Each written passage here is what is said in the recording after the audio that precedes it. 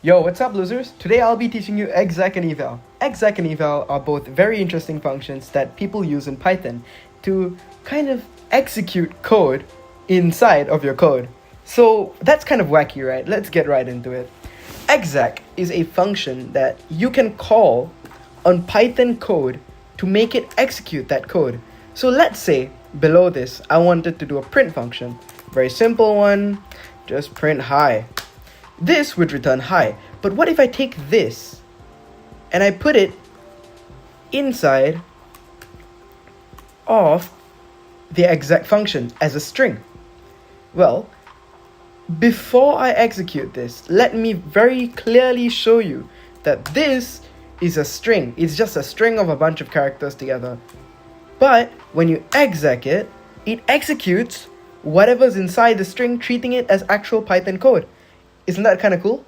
Well, there are a few rules to this. Firstly, if you want to print the value of this, you will get none.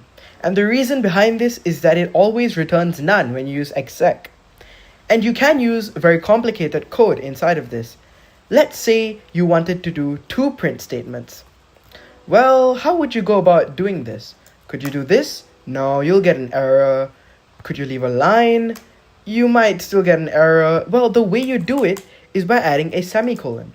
A semicolon allows you to put multiple different executable functions or executable statements on the same line.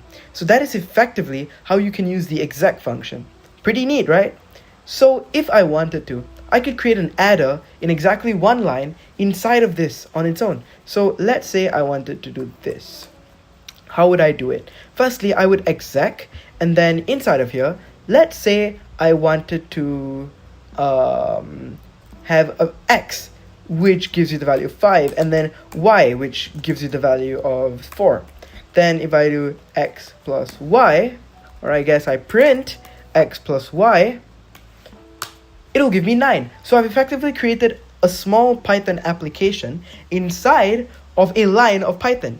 And this is pretty cool because you can just execute code wherever you want based on this. But what if you wanted to do that without having a none type as a return value? Which means, what if you wanted to plug out the number 9 from it instead of just printing it out like you did over here? How would you extract it and put it inside a variable? Well, you could use something like eval. Eval, for instance, even though it only allows a single expression and cannot do assignments, you can do computations using it. So if I do eval, for example, 5 plus 4, you will get... Right, I forgot, it has to be inside of a string. If you do 5 plus 4, you will get 9. And that's because it evaluates whatever is inside of here as one singular Python expression. And now, the neat part about this is, what if I put x is equal to eval, and then I print out the value of x? You get 9. But what is x in this case? How do we prove that it's not just spitting out a string? It's an integer. The type of whatever eval 5 plus 4 is an integer, which means Python executed whatever was that string, which is 5 plus 4, and then took the output of that, the return value of that, and said, here, have it as an integer you can do actual math with. This saves you so much time, but do note, sometimes in exams, if you want to use this as a shortcut, they might not allow you to by placing restrictions on the way that you do things. The examiners know that functions like this exist, so they will try and stop you from actually using it. Though, if you want to build projects, this is a really good way to save a lot of time.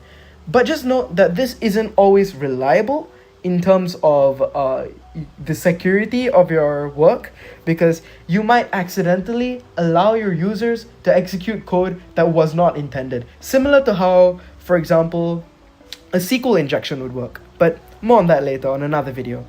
All in all, pretty cool. Go learn this, I would say. It's pretty interesting and it's very useful when it comes to testing code. Okay, see you around. Bye-bye.